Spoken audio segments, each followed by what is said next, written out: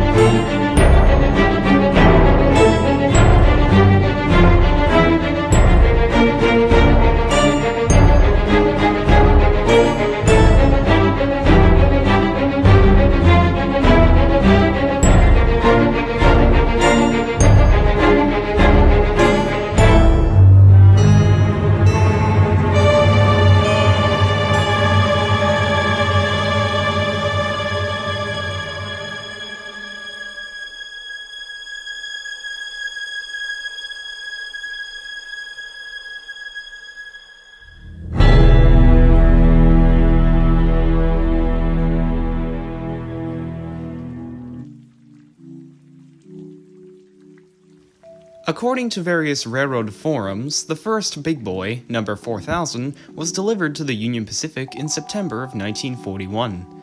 Like most locomotive deliveries, 4000 was moved dead in tow on freight trains of the Delaware and Hudson, New York Central, and Chicago and Northwestern. Along the way, it made some premature publicity, appearing in the Cleveland Plain Dealer newspaper on September 3rd, as it made a layover in the New York Central's Collingwood yards.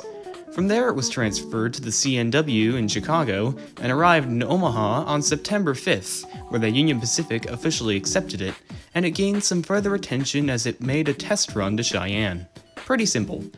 Then we get to 4003, the next Big Boy with known documentation on its delivery.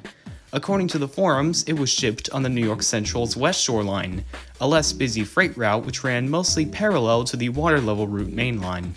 Some users claim that the majority of the Big Boys went along the West Shore, which would include 4000. But of course, the rabbit hole only gets deeper. This picture of 4014 new from ALCO was taken in Binghamton, New York, near the state border. Now here's the thing, the Delaware and Hudson has trackage to Binghamton, but if we do some mapping, here is the route of the New York Central, and here is Binghamton. And you notice something wrong about this? The Central doesn't have any trackage to Binghamton. So at least some of the Big Boys, but definitely 4014, would have had to have gone on more railroads than just the Central. Fortunately, there are at least 3 railroads that connect to both the Delaware and Hudson in Binghamton, and the New York Central further down the line, those being the Lackawanna, the Erie, and the Lehigh Valley. So Big Boys such as 4014 would have likely gone on one of these railroads after being shipped by the D&H, and from there they'd connect back to the Central somewhere along the line, possibly Buffalo, and continue the journey west to Chicago along the Central's main line, possibly without any other detours in this point as seen by 4000's stop in Cleveland. As to why some Big Boys were rerouted on completely different railroads while others went along the West Shore, I'm not sure, but there are several possible reasons. One may have to do with publicity, with 4000 being the first example delivered for a completely new type of locomotive. And some of it may simply be controlling the flow of freight and passenger traffic, especially once America entered the war. You wouldn't want a higher priority freight or passenger train being stuck behind a slow freight carrying a Big Boy. Eventually, however, in one way or another, the Big Boys make it halfway across their trip. Now you just need to get them through Chicago, the busiest rail hub in North America. Of all the places that there would be concern about bridge and tunnel clearances, Chicago was definitely one of the biggest. Some say that the Big Boys were moved along the Elgin, Joliet, and Eastern, a shorter railroad which would have carried them from the rails of the New York Central to the Chicago and Northwestern, where they would run on the final leg through Iowa toward home. One other suggestion brought up was to bypass the hustle and bustle of Chicago entirely, take some of the big boys on the Big Four, a subsidiary of the New York Central, and connect to the CNW in central Illinois. A plausible strategy, but one that doesn't have any known evidence to back it up. Regardless of what path they went on, the big boys would eventually reach Council Bluffs, where they were towed the last few miles across the Missouri River to Union Pacific's Omaha shops, then being fired up for the first time on home rails. This part of the trip was shared by all the big boys, including the 5 later examples built in 1944. Based on what we know, they all went on the CNW for their last leg across the Midwest, never to leave their heartland home of the Great Plains again before going their separate ways into preservation. The big boys were a lucky class in that they had a fair amount of examples saved, 8, all still found nationwide. A few would stay on the UP system, resting on the line side, while others would have their own journeys when going their separate ways. 4004 was the one example that remained in Cheyenne, Wyoming, where you can still find it today. 4005 headed south to Denver, Colorado, and 4006 headed east on an unknown route to St. Louis, Missouri. 4023 also remained in Cheyenne for a while, but later in 1975 was relocated to Omaha. 4014 would head further west via the Union Pacific to Pomona, California, where it would stay until its return to service. 4012 and 4017 would go back east, with 4012 taking the New York Central, Lehigh Valley, Delaware and Hudson, and Boston and Maine to the Steamtown, USA collection of Bellows Falls, Vermont, where it stayed until the collection was moved to Scranton, Pennsylvania in the 1980s, where it resides today. 4017, on the other hand, would travel the Milwaukee Road to Green Bay, Wisconsin, where it found a home at the National Railroad Museum.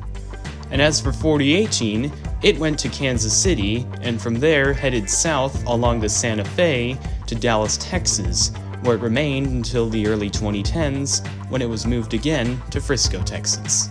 Whether they were found on the Pacific Coast, their own stomping grounds, or all the way up in New England, the big boys never ceased to impress, wherever they went. He's been in love since September 1941, when Sam Stacy, the chief dispatcher, squinted over his glasses at Joe and said, "They're bringing in a new engine, Joe, the biggest steam locomotive in the whole world. You're going to be the hogger." When he heard that engine's whistle that first morning, he looked at the 16 wheels, the 2,000 square feet of heating surface. He named it Big Boy. He's been in love ever since. Coming as a surprise to no one, the big boys live on as the pride of the Union Pacific, and American steam as a whole. No matter where in the world you live, if you're a rail fan, you've heard the name of the 4884s, given by a worker in New York who still remains unknown to this day. Seemingly the one part of the big boy's life still shrouded in mystery was exactly where its life began, on the rails of the northeastern United States, thousands of miles from home. But well documented or not, these moves proved a lot about American railroading. They proved the ingenuity of Union Pacific and Alco, and how they could build the biggest engines in the world.